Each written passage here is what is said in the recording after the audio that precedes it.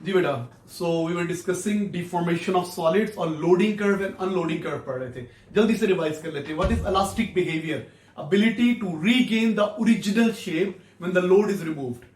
अगर load remove करने के बाद बॉडी वापस अपनी जगह पर आ जाती है तो इलास्टिक है, और अगर वापस नहीं आती तो it has crossed it's elastic limit. What is elastic limit? It is the maximum force up to which the deformation is temporary, up to which the body will come back to its original position, original shape पर आ जाएगी। अच्छा, फिर हमने पढ़ा Hooke's law.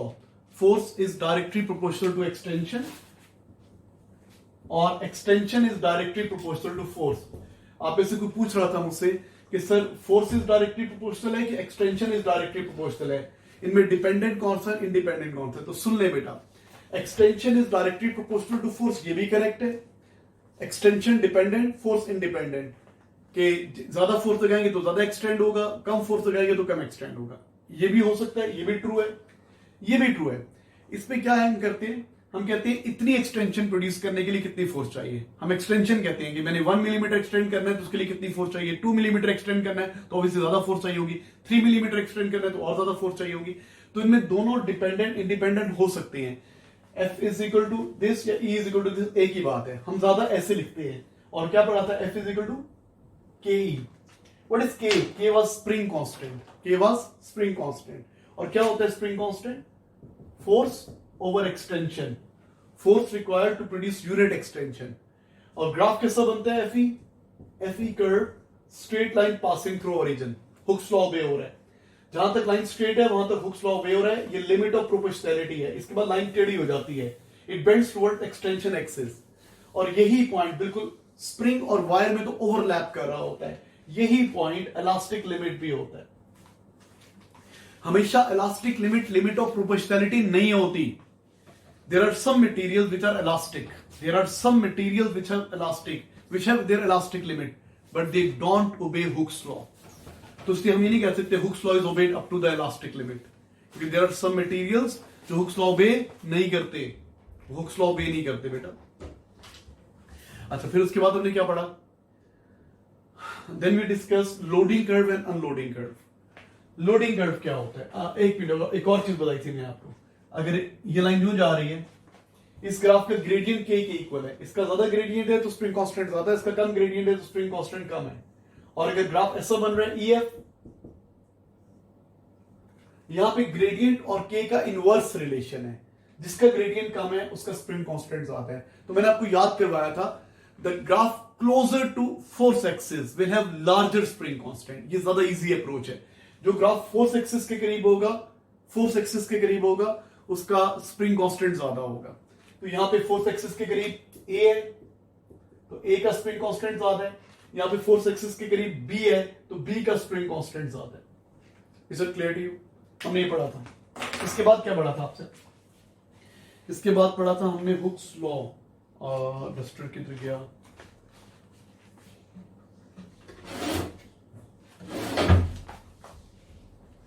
नहीं, then we discuss बेटा, sorry, हमने पढ़ा था experiment, experiment to find the unknown mass using Hooke's law. तो क्या करते थे? एक स्प्रिंग के साथ नोन लोड हैंग करते जाते हैं, उनकी लेंथ फाइंड आउट करते जाते हैं, फिर उससे एक्सटेंशन निकाल लेते हैं, फिर फोर्स एक्सटेंशन ग्राफ बनाते हैं, फिर उसको अनलोड करते हैं। इलास्टिक लिमिट तो एक्सीड नहीं हुई, और फिर अननोन लोड हैंग करते हैं, अननोन लोड हैंग करते हैं और देखते हैं उसकी एक्सटेंशन कितनी है। उस एक्सटेंशन से उसका वेट निकाल लेते हैं। बेटा यही प्रिंसिपल यूज होता है स्प्रिंग बैलेंस के अंदर। स्प्रिंग बैलेंस, स्प्रिंग बैलेंस में क्या होता है? Hooke's law operators. Spring balance क्या होता है? इस तरह की चीज होती है,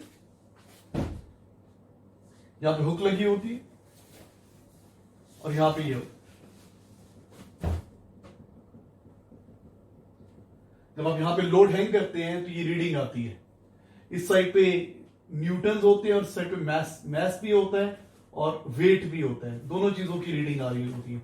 इस साइड पे मैस कैलिब्रेटेड होता है, इस साइड पे वेट कैलिब्रेटेड होता है।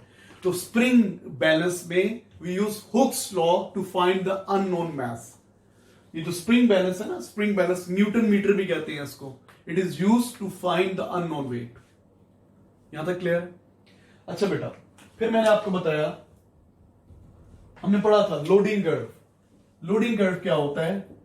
Loading curve starts from origin, फिर ऊपर आएगा, फिर ऊपर आएगा, फिर ऊपर आएगा, यूं जाता है लोडिंग कर्व। ये लोडिंग कर्व है, up arrow.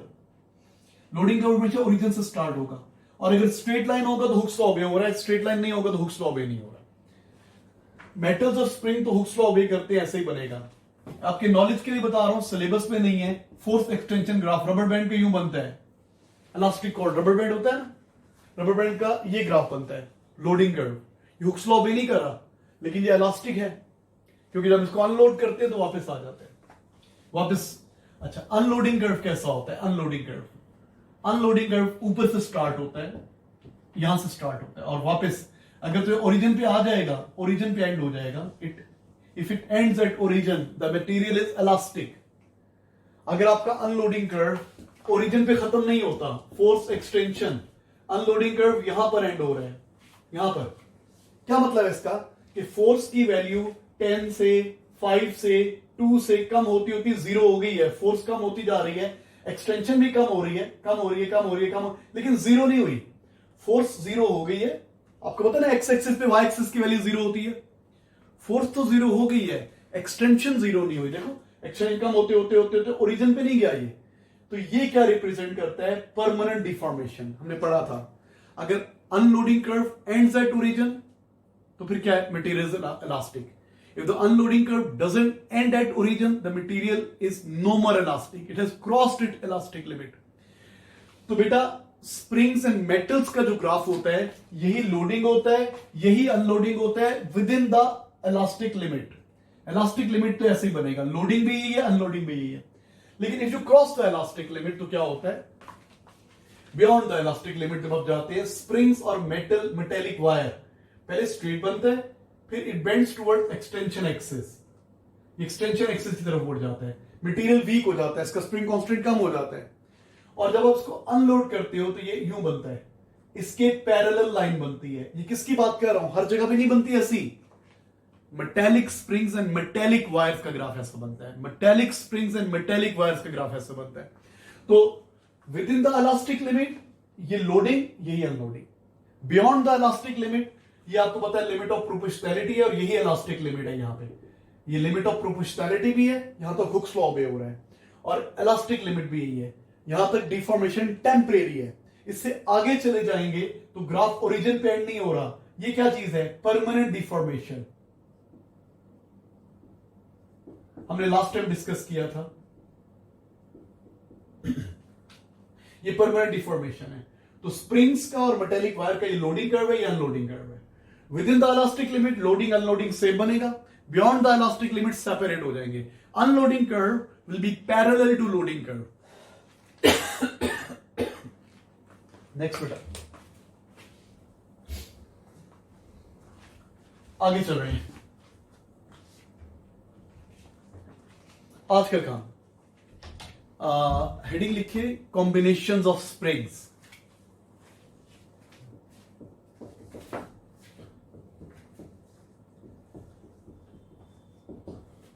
Combinations of springs,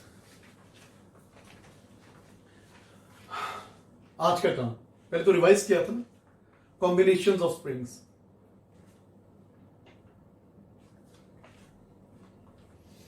जी बेटा, let us consider we have only one spring. Let us consider we have only one spring. One spring ऐसे लगा दिया, और इस तरह के बहुत सारे स्प्रिंग्स हैं। एक बार यूं लगाऊंगा, एक बार इस तरह के दो स्प्रिंग्स को पैरेलल लगा दूंगा, पैरेलल, यहां पे लोड हैंग करते जाएंगे आप। और एक बार इस तरह के स्प्रिंग्स को, एक स्प्रिंग यूं लगा दिया, एक स्प्रिंग यूं लगा दिया, ये स्प्रिंग 1, ये स्प्रिंग 2, ये स्प्रिंग 1, ये स्प्रिंग 2, ये spring 1।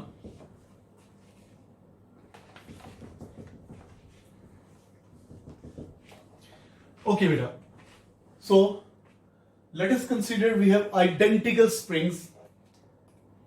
Let us consider, let us consider we have identical springs and arranged as shown in diagram.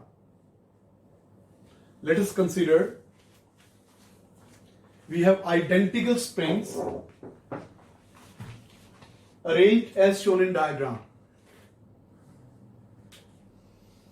यहां पे तो ओनली वन स्प्रिंग है, यहां पे स्प्रिंग्स क्या है, the springs are in parallel, the springs are in parallel, diagram के ऊपर लिख लो, और यहां पे एक स्प्रिंग और ये दूसरा स्प्रिंग है, the springs are in series. जैसे हमने इलेक्ट्रिसिटी में पढ़ा था ना कि रेजिस्टर्स पैरेलल भी हो सकते हैं, सीरीज में भी हो सकते हैं, वैसे स्प्रिंग सीरीज में भी हो सकते हैं, पैरेलल भी हो सकते हैं।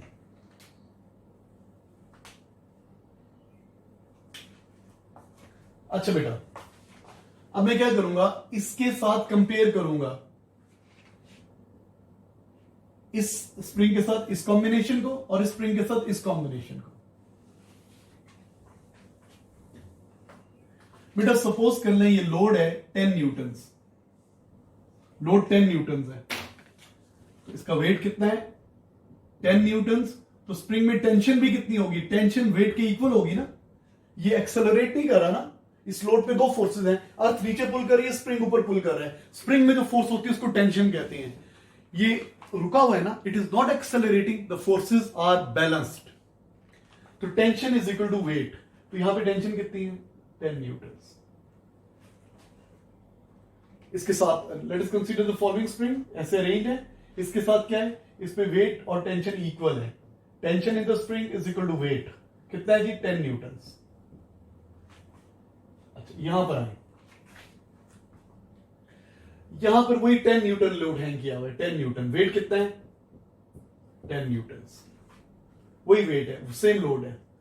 अब पता क्या है, ये 10 न्यूटन लोड दो स्प्रिंग्स में मिलकर उठाया हुआ है, दो पैरेलल हैं, तो क्या हो जाएगा, इन दोनों में टेंशन डिवाइड हो जाएगी, क्या हो जाएगा 5 न्यूटन इसने उठाया हुआ है, 5 न्यूटन नजर नहीं आ रहा, और 5 न्यूटन इससे सपोर्ट किया हुआ है,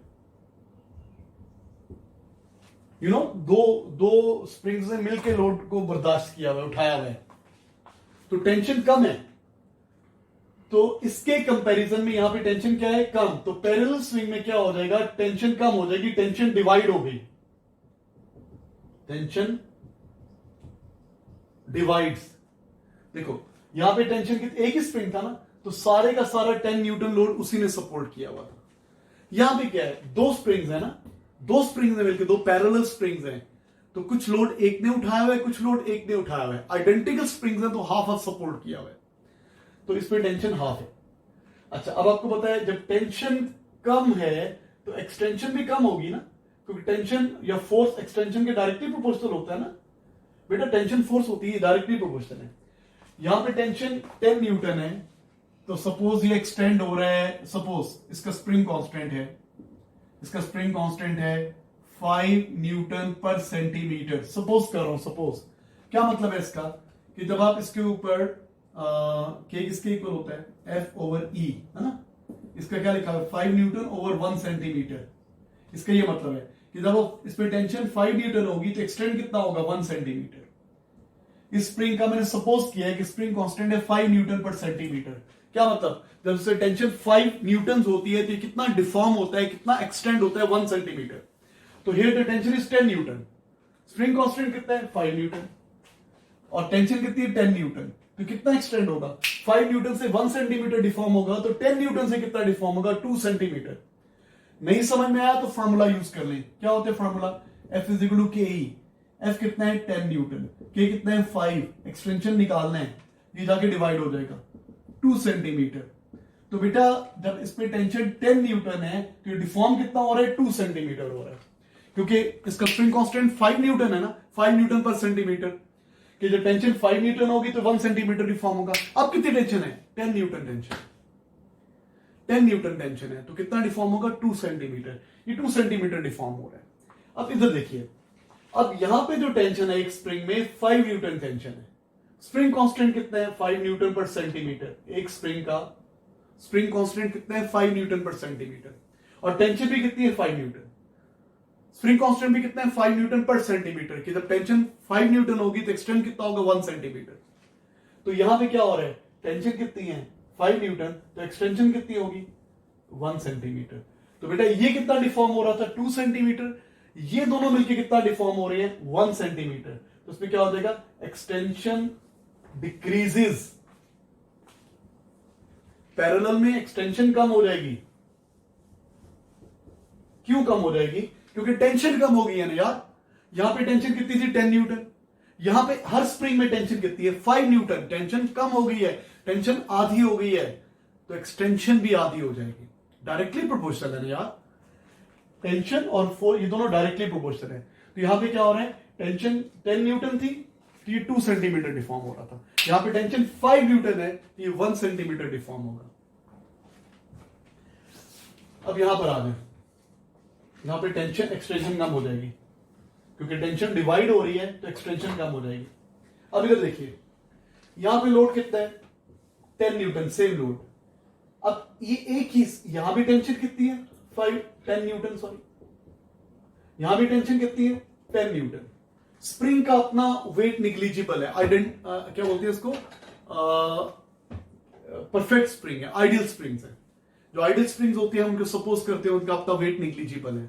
तो यहां भी टेंशन कितनी है? 10 न्यूटन। यहां भी टेंशन कितनी है? 10 न्यूटन। और वेट भी 10 न्यूटन है। आपको पता है जितनी डाउनवर्ड फोर्स है उतनी अपवर्ड फोर्स है। यहां पे एक ही सीरीज में स्प्रिंग्स है ना, यहां पे along the spring tension same रहती है। स्प्रिंग का अपना वेट निग्लिजिबल है, गिवन है क्वेश्चन में। अब इस पे टेंशन कितनी है? 10 न्यूटन। तो ये कितना एक्सटेंड होगा? ये कितना एक्सटेंड होगा बताओ? 5 न्यूटन हो तो 1 सेंटीमीटर डिफॉर्म होता है, 10 न्यूटन हो तो 2 सेंटीमीटर डिफॉर्म होता है। तो ये कितना डिफॉर्म होगा? 2 सेंटीमीटर। ये कितना डिफॉर्म होगा? 2 सेंटीमीटर। 2 सेंटीमीटर ये नीचे आ जाएगा, 2 सेंटीमीटर ये नीचे आ जाएगा। लोड कितना नीचे आ जाएगा? What is total extension? 4 centimetre. पता है आपको? टोटल एक्सटेंशन ज्यादा हो गई है। टोटल एक्सटेंशन क्या होगी? इसकी एक्सटेंशन और इसकी एक्सटेंशन ज्यादा हो गई है। बेसिकली जब तुमने स्प्रिंग्स को सीरीज में लगाया तो अपनी लेंथ बढ़ा दी है। जो लंबा स्प्रिंग होता है वो ज्यादा डिफॉर्म होता है। जितनी लेंथ ज्यादा होती है उतनी डिफॉर्मेशन ज्यादा होती है। तो हुआ क्या है? 2 सेंटीमीटर ये डिफॉर्म हुआ है, 2 सेंटीमीटर ये खुल गया है, 2 सेंटीमीटर ये एक्सटेंड हो गया है। तो लोड कितना नीचे आ गया? 4 सेंटीमीटर। तो इस केस में क्या है? टेंशन तो सेम है, जितनी टेंशन जहां है उतनी टेंशन जहां है। along the length, along the spring tension stays same। तो टेंशन तो सेम है।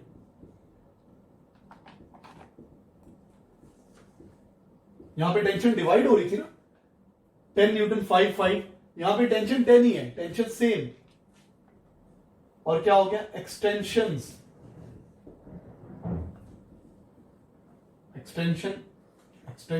ऐड, दोनों की एक्सटेंशन ऐड हो गई है। बेटा 2 स्प्रिंग सीरीज में लगा दिए, जितनी टेंशन जहां है उतनी टेंशन जहां है। एक ही बात है ना, टेंशन डिवाइड नहीं हो रही।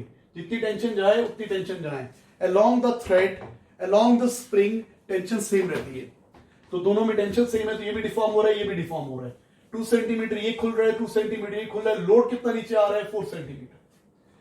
तो बेटा वी कंपेयर, हमने इनको कंपेयर किया। यहां पे क्या था? टेंशन 10 न्यूटन थी और ये एक्सटेंड हो रहा था 2 सेंटीमीटर।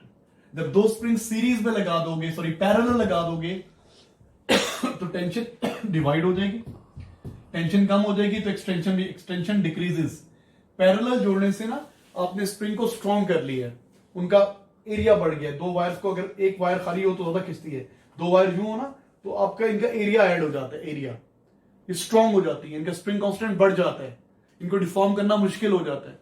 तो हो क्या रहा है? जब 2 स्प्रिंग्स को पैरेलल जोड़ दिया है तो हमारी टेंशन दोनों में डिवाइड हो गई है, टेंशन डिवाइड होने से कम हो गई है। और जब टेंशन कम होगी तो ये एक्सटेंड कम होगा, पैरेलल स्प्रिंग कम डिफॉर्म होंगे। और सीरीज में अगर आप स्प्रिंग्स लगा दोगे तो टेंशन तो सेम रहेगी लेकिन एक्सटेंशन ऐड हो जाएगी। अब मेरा बेटा इनके ग्राफ कैसे बनेंगे? देखो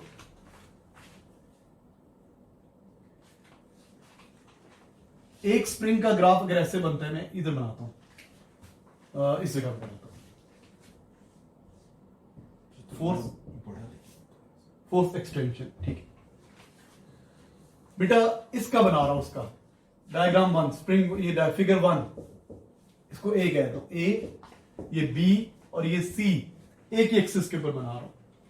अगर ये ग्राफ ऐसा बन रहा है, सपोज क्या है जी, जब टेंशन कितनी है 10 न्यूटन, तो एक्सटेंशन कितनी आ रही थी 2 सेंटीमीटर, यहां पे 2 लिखा हुआ है। ये कौन सा है? ए स्प्रिंग, स्प्रिंग ए का ग्राफ है। अब मुझे बताएं इस पैरेलल का ग्राफ कैसा बनेगा, इसी एक्सिस के ऊपर पैरेलल का ग्राफ कैसा बनेगा। तो हमें पता है पैरेलल का ग्राफ कैसा बनेगा। जब लोड 10 न्यूटन है तो ये डिफॉर्म कितना हो रहा है, लोड 10 न्यूटन है तो कितना एक्सटेंड हो रहा है, लोड तो 10 न्यूटन है लेकिन स्प्रिंग में टेंशन कितनी है 5, तो ये कितना डिफॉर्म हो रहा था 1 सेंटीमीटर, क्योंकि स्प्रिंग कांस्टेंट कितना था 5 न्यूटन पर सेंटीमीटर। यहां पे टेंशन 10 थी, 5 न्यूटन होती तो 1 सेंटीमीटर डिफॉर्म होता, 10 न्यूटन है तो 2 सेंटीमीटर डिफॉर्म हो रहा है। ये वाला स्प्रिंग 10 न्यूटन पे 2 डिफॉर्म हो रहा है। ये दोनों स्प्रिंग्स क्या हो रहे हैं 10 न्यूटन पे कितने डिफॉर्म हो रहे हैं, 10 न्यूटन लोड हैंग करने से एक स्प्रिंग में एक्सटेंशन 5 न्यूटन है तो ये 1 सेंटीमीटर डिफॉर्म हो रही है। तो जब तुम 10 न्यूटन फोर्स लगाओगे तो डिफॉर्म कितना होगा 1 सेंटीमीटर, 1 यहां पर है। तो आपका ये ग्राफ यूं बनेगा, ये वाला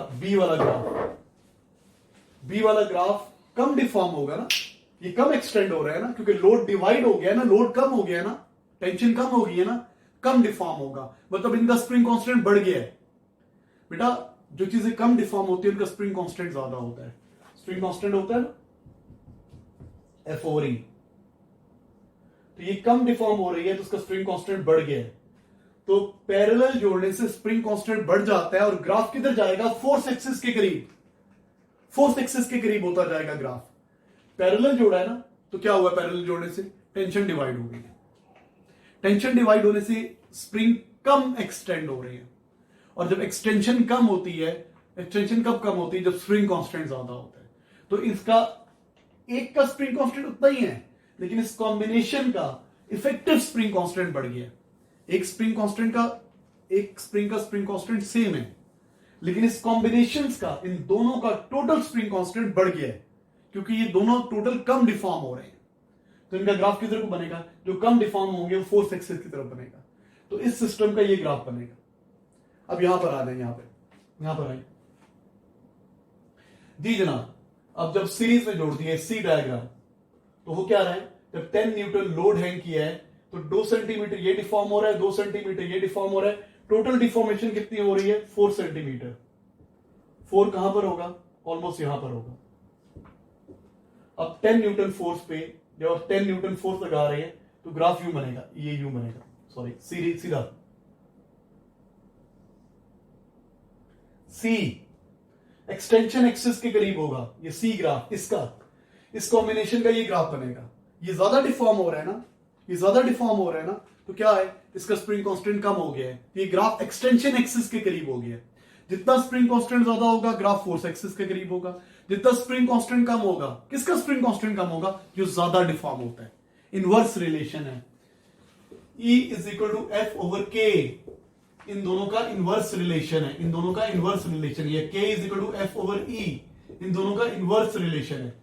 यहां पे ये टोटल कम डिफॉर्म होते हैं, इनका एक्सटेंशन कम है तो स्प्रिंग कांस्टेंट ज्यादा है। यहां पे ये टोटल ज्यादा डिफॉर्म होते हैं, इनका एक्सटेंशन ज्यादा है तो इनका स्प्रिंग कांस्टेंट कम है। जिसका स्प्रिंग कांस्टेंट ज्यादा होता है, जो कम डिफॉर्म होते हैं, इनका ग्राफ फोर्स एक्सिस के करीब होता है।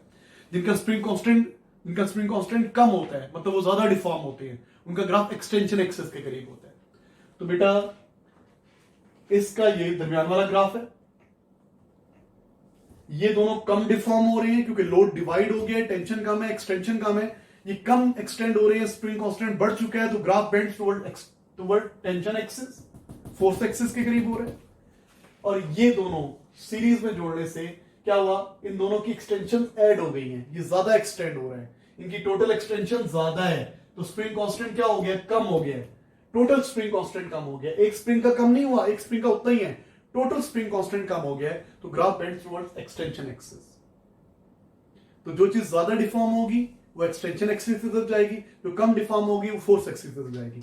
बेटा इसके क्वेश्चंस करते हैं कुछ, हमने ये चैप्टर पढ़ लिया है, डिटेल सब कुछ डिस्कस कर लिया, इसको क्वेश्चन करते हैं। सो हम पढ़ रहे थे कॉम्बिनेशंस ऑफ स्प्रिंग्स, सीरीज में जोड़ेंगे तो टोटल डिफॉर्मेशन ज्यादा होगी और graph bend toward extension axis. Parallel जोड़ेंगे तो लोड डिवाइड हो जाएगा, टेंशन कम हो जाएगी, एक्सटेंड भी कम होगा, तो graph leans towards force axis. Bends नहीं कहना चाहिए, leans towards, more closer to. इसके एग्जाम क्वेश्चंस करते हैं बेटा, इंशाल्लाह कल हम स्टार्ट करेंगे वर्क एनर्जी एंड पावर, ठीक है? 25 minutes. अच्छा, एक और चीज जब तक ऑन होता है, आमतौर पे आप ग्राफ किसका बनाते हैं? Force extension graph. हमेशा लोडिंग कर्व ओरिजिन से स्टार्ट होगा, लेकिन अगर आप ग्राफ बनाते हैं फोर्स और लेंथ, तो ग्राफ यूं स्टार्ट होगा, टोटल लेंथ। और ये क्या चीज है? ये पता क्या होती है? उसकी अनलोडेड लेंथ, इनिशियल लेंथ। आमतौर पे फोर्स एक्सटेंशन ग्राफ होता है, ओरिजिन से स्टार्ट होता है।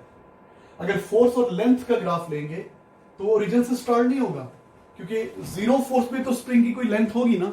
फॉर एग्जांपल ये स्टार्ट हो रहा है 10 सेंटीमीटर से, लोडिंग कर्व की बात कर रहा हूं। इसका मतलब क्या हुआ? 10 सेंटीमीटर उसकी इनिशियल लेंथ है, 10 सेंटीमीटर उसकी अनलोडेड लेंथ है।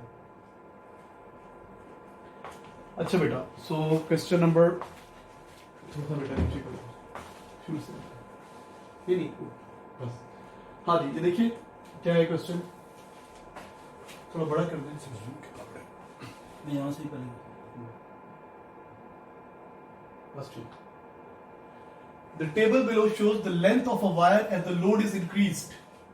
लोड और लेंथ देखो, 0 पे 50 है, 10 पे 52 है, 20 पे 54 है, 30 पे 56 है।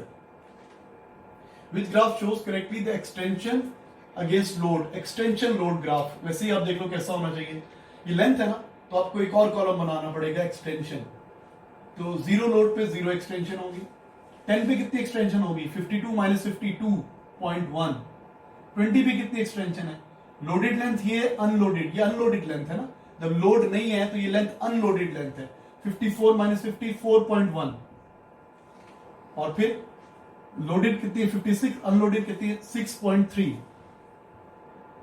तो फोर्स एक्सटेंशन ग्राफ कैसा बनेगा? ओरिजिन से स्टार्ट होगा, 10 पे इतनी एक्सटेंशन है, 20 पे इतनी एक्सटेंशन है, 30 पे कितनी एक्सटेंशन है। तो चेक कर लेते हैं कौन सा ग्राफ है जिसको बे कर रहा है।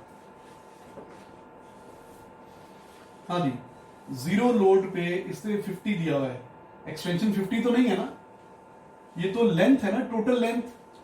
0 पे 50, ये लोड एक्सटेंशन ग्राफ करेक्ट नहीं है, ये लोड लेंथ ग्राफ हो सकता है, तो ये नहीं हो सकता। यहां पे देखिए 0 लोड पे 0 है, 10 पे 2.1 है, 20 पे 4.1 होना चाहिए ना। 20 पे इससे कितना लिखा हुआ है? 2.0। ये तो नहीं हो सकता, ऊपर होना चाहिए था, ये भी नहीं सही। ऊपर करेंगे आप। हाँ जी, तो कितना होना चाहिए? 0 पे 0, 10 पे 2.1, ये यही होना चाहिए। ये ग्राफ करेक्ट, सी। ये करेक्ट नहीं है, ये 0 और ये 50 से शुरू हो रहा है, तो ये ओरिजिन से शुरू होना चाहिए। ओरिजिन से 0 फोर्स पे 0 लेंथ है, तो बेस्ट आंसर इज सी। ऊपर कर दो बेटा। नेक्स्ट क्वेश्चन देखिए, an experiment is carried out to measure the extension of the rubber band for the different loads. Load की वैल्यू गिवन है आपको, लोड इज न्यूटन। बेटा कॉलम हेडिंग ऐसे बनाएंगे टेबल की, load oblique newton, length slash centimetre, extension centimetres में। तो load 0 1 2 3, 0 load पे ये लेंथ है, तो ये उसकी इनिशियल लेंथ है। 1 न्यूटन पे ये लेंथ है, तो इससे इसको माइनस कर देंगे तो एक्सटेंशन आ जाएगी। 2 न्यूटन पे क्या है? ये आपको एक्सटेंशन गिवन है। 3 न्यूटन पे क्या है? 18 में से ही क्या है? तो ये आ जाएगी आपके पास। अच्छा, अब 2 न्यूटन पे ये मिसिंग है, पहले इसकी वैल्यू बताओ क्या होगी। 2 न्यूटन पे टोटल लेंथ कितनी होगी? 2 न्यूटन पे आपको एक्सटेंशन गिवन है, आपको इनिशियल लेंथ गिवन है, तो इनिशियल लेंथ में एक्सटेंशन ऐड कर दे, कितनी हो जाएगी? 17.3। तो ये लेंथ कितनी होगी? 17.3। बेटा आपको क्या था? अनलोडेड लेंथ गिवन है और आपको एक्सटेंशन गिवन है ना। अनलोडेड लेंथ में एक्सटेंशन ऐड कर देंगे तो लोडेड लेंथ आ जाएगी। भाई ये देखो ना, एक्सटेंशन कैसे आती है? Loaded length minus unloaded length. Loaded minus unloaded होती है ना, तो अब लोडेड निकालनी है, तुमने ये निकालनी है, ये उधर जाके ऐड हो जाएगी। तो लोडेड लेंथ किसके इक्वल होगी? एक्सटेंशन में आप ऐड कर देंगे अनलोडेड लेंथ। ये एक्सटेंशन है ना, ये अनलोडेड लेंथ है, इन दोनों को ऐड करेंगे तो ये आ जाएगा। तो ये ऐड करके आएगा। पूछ क्या रहा है आपसे? Which figure is missing from the table? कौन सी फिगर मिसिंग है? 16.5, 17.3, 17.4 और 17.3। B answer. नेक्स्ट बेटा, a spring is stretched by hanging a piece of metal from it. Metal spring. What is the name given to the force that stretches the spring? What is the name given to the force? कौन सी force है जो उसको stretch कर रही है? तो metal का वेट है जो उसको स्ट्रेच कर रहा है और उस पर टेंशन बिल्डअप कर रहा है। Friction no, mass no, pressure no, weight yes. बेटा mass is not a force. कौन सी फोर्स है जो टेंशन प्रोड्यूस कर रही है? वेट है ना इसका जो टेंशन लेके आ रहा है। अच्छा next please. A student carries out an experiment to plot an extension load graph of a spring. For a diagram shows the apparatus at the start and experiment and the load added. ये start है, ये unloaded है, ये loaded है. What is the extension caused by the load? Extension निकालनी है. तो क्या करेंगे? Loaded length में से unloaded minus कर देंगे. तो extension ये loaded length है ना L2. ये क्या L1? What is extension? Loaded minus unloaded. Y minus X. Side का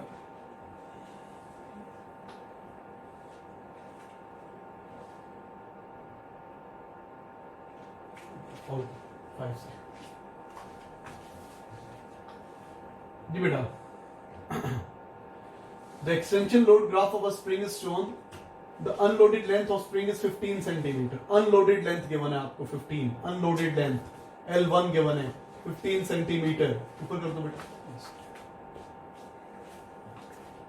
बस नहीं, थोड़ा सा नीचे बस। When an object of unknown load is hung from the spring, the length of spring is 16.4.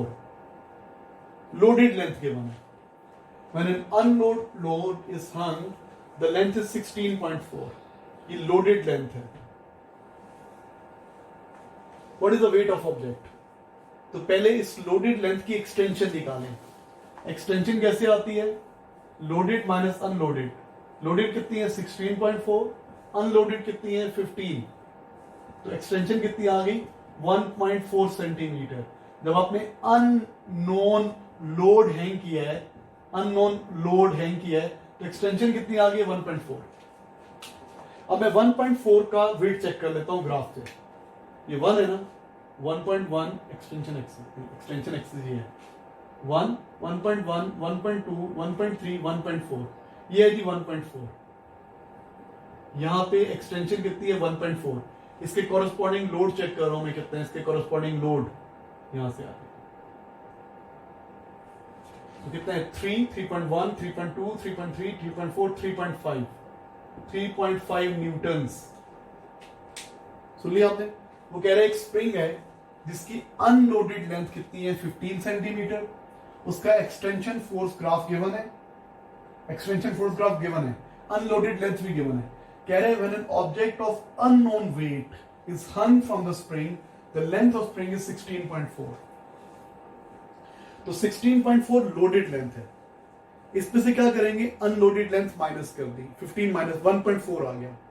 तो अननोन लोड की एक्सटेंशन कितनी है 1.4। एक्सटेंशन आ गई 1.4। अब चेक कर लें इस एक्सटेंशन का वेट कितना है। तो पहले यूं लाइन ड्रॉ करें ग्राफ तक, फिर ग्राफ से नीचे आ गई 3.5 न्यूटन। तो 1.4 एक्सटेंशन कौन प्रोड्यूस कर रहा है 3.5 न्यूटन। तो अननोन लोड कितना है 3.5 न्यूटन। ये अननोन लोड है।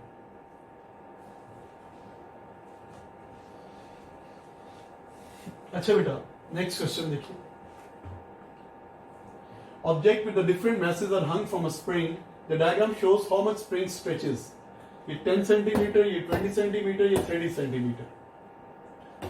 अच्छा the extension of the spring is directly proportional to, थोड़ा सा ऊपर कर दो थोड़ा सा बस। The extension of the spring is directly proportional to the mass hung. What is the mass of the object. अब वो कह रहे हैं कि मास के डायरेक्टली प्रोपोर्शनल है एक्सटेंशन। असल में होता है फोर्स के डायरेक्टली प्रोपोर्शनल है ना। फोर्स इज डायरेक्टली, और फोर्स बेसिकली वेट होता है। Weight is directly proportional to extension, और वेट mg होता है, जी तो कांस्टेंट होता है। तो हम कह सकते हैं mass is directly proportional to extension. Mass is directly proportional to extension. अच्छा जनाब अब यहां पे कितना मास है। अच्छा जो क्वांटिटीज डायरेक्टली प्रोपोर्शनल होती हैं जो क्वांटिटी इनको लिखा जा सकता है ना, m1 over E1 is equal to m2 over E2, याद कर लें।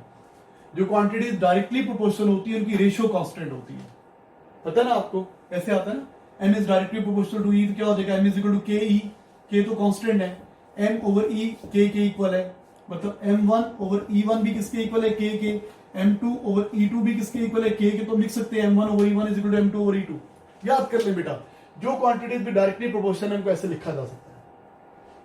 तो कितना है मैस, यहाँ पे एक्सटेंशन निकालो, ये एक्सटेंशन कितनी है, 100 ग्राम पे कितनी एक्सटेंशन, 20 माइनस 10, 10 सेंटीमीटर, और यहां पे कितनी एक्सटेंशन है, 30 लोडेड, अनलोडेड कितनी है, 10, ये एक्सटेंशन कितनी है, 30 माइनस 10, 20 सेंटीमीटर। वैसे तो जुबानी भी कर सकते हैं, ये 10 है, ये 20 है, ये 10 सेंटीमीटर है, ये 20 सेंटीमीटर है, डबल है ना, एक्सटेंशन डबल है तो मैथ भी डबल होगा क्योंकि डायरेक्टली प्रोपोर्शनल है। तो ये 100 ग्राम्स है तो ये 200 ग्राम्स होगा। आप जुबानी कर सकते हैं, यहाँ पे एक्सटेंशन 10 है, इस केस में एक्सटेंशन डबल है, 2 से मल्टीप्लाई हो रही है। जितने टाइम टेंशन ज्यादा होगी उतने टाइम वेट या मैथ ज्यादा होगा। ऐसे भी कर सकते हैं, नहीं तो फॉर्मूला लगा लें। m1 कितना है, 100, m1 ये m1 है और ये E1 है, ये E2 है और ये m2 है। m1 ओवर E1, E1 कितना है बेटा, 10, m2 कितना है फाइंड आउट करना है, E2 कितना है, 20। तो जब इसको सॉल्व करोगे आप, इसको ये 0 0 से कट गया, इधर मल्टीप्लाई हो गया, 200 ग्राम्स, तो आ जाएगा 200 ग्राम्स, मैस इज 200 ग्राम्स। ये बेटा टाइम बता दे रहा,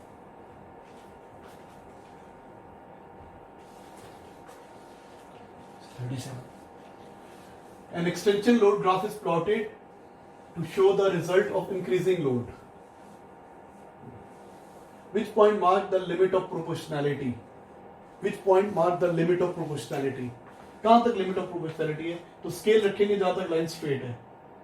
मुझे लग रहा है कि यहां तक स्ट्रेट है, यहां तक स्ट्रेट है। आप स्केल रखें और यूं लाइन चेक करेंगे, यहां तक स्ट्रेट लग रही है तो बी आंसर होगा। अगर यहां तक स्ट्रेट है, स्केल रखेंगे, स्केल जहां तक लाइन सीधी है वो लिमिट ऑफ प्रोपोर्शनैलिटी है। तो अब चूंकि मेरे पास इतना बड़ा स्केल नहीं है, मुझे लग रहा है बी तक स्ट्रेट लाइन है, बी के बाद कर्व हो रहा है, तो ये लिमिट ऑफ प्रोपोर्शनैलिटी। यही इलास्टिक लिमिट भी है। अगर ये मेटालिक वायर है, ऊपर करें बेटा। अच्छा जी, the spring balance is calibrated to give a reading of newtons. The graph shows how the length of spring varies. Spring balance के ग्राफ के बना, ऊपर करें।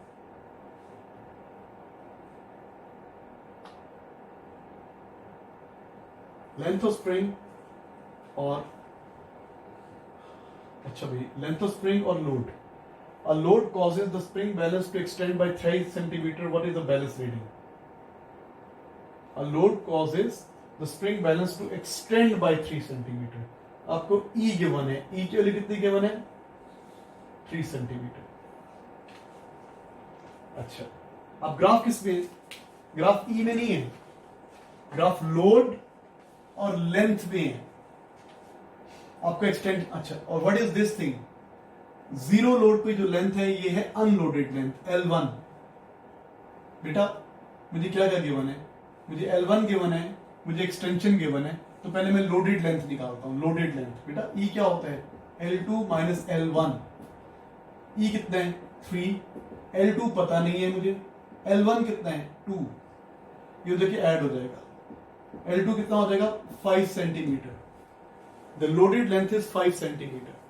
अब इस 5 सेंटीमीटर की लोड कितना है? आपको ग्राफ एक्सटेंशन फोर्स गिवन नहीं है, आपको ग्राफ क्या गिवन है, लेंथ फोर्स। तो जब लेंथ 5 है तो लोड कितना है, लेंथ 5, लोडेड लेंथ 5 है तो लोड कितना है, यहां से चेक करेंगे, 15 Newton. The load is 15 Newton. तो सबसे पहले आपको गिवन है a load causes the spring balance to extend by 3 centimeter. आपको एक्सटेंशन गिवन है 3। अच्छा, और जब लोड 0 होता है तो ये लेंथ क्या होती है, देखो लोड और ये लेंथ है, ये अनलोडेड लेंथ है, ये unloaded length 2 centimetre is unloaded length. Unloaded length भी है, एक्सटेंशन भी है, तो पहले लोडेड लेंथ निकालना है। तो लोडेड लेंथ आ गई 5। क्यों चाहिए? क्योंकि ग्राफ लोडेड लेंथ और लोड का गिवन है ना, तो मैंने चेक कर लिया 5 सेंटीमीटर। 5 सेंटीमीटर लेंथ कब होती है? जब इतना लोड हो। तो इस तरीके से बेटा हम सारे क्वेश्चन कर सकते हैं। आज के लिए काफी है, तो हम next time next chapter start करेंगे इंशाल्लाह। Thank you students.